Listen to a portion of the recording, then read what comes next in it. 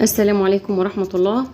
النهاردة يا أمارات هنعمل مع بعض أجمل وأسرع عصير فراولة. لو انت عندك فراولة متخزنة أو فراولة لسه فريش تقدري بتعملي بيها العصير اللي احنا هنقدمه ده. هنضيف له مكون واحد هيغير من شكله وهيعلي من قيمته الغذائية ومفيد جدا في حالات الأنيميا. ويلا بينا مع بعض نتعرف على المكون ده.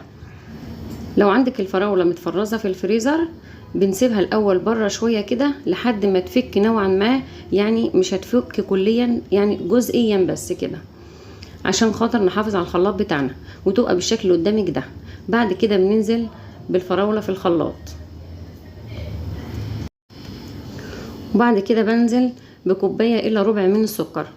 وطبعا كميه السكر اللي انت بتحطيها بتكون اختياري، يعني انت بتدوقيه، ولو عايزه تزودي عن كده بتزودي. وبعد كده هنزل ب4 كوبايات من الحليب. انا هعمله بالحليب بس بدون اي اضافات تانية. انت ممكن تعملي نص الكمية حليب ونص الكمية مية، وممكن تضيفي كوباية واحدة من الحليب وبقية العصير مية. والمكون اللي هيعلي من قيمته الغذائية ويضخ الدم للجسم هو 4 قطع كده من البنجر. هو ده اللي هيغير من لون العصير ويخلي لونه وردي جميل كده، وهيعلي من قيمته الغذائية، وكمان بيعالج الأنيميا. ودلوقتي هنصب العصير بعد ما ضربناه كده في الخلاط.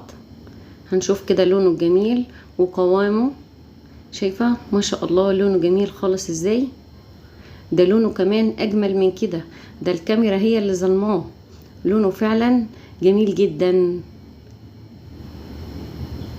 والقوام بتاعه ممتاز وطعمه فوق الرائع، وبيمد الجسم بالطاقة وبيعالج فقر الدم ومنشط للقلب. اتمنى تجربوه وان شاء الله هيعجبكم، وما ننساش نحط البصمة الحلوة.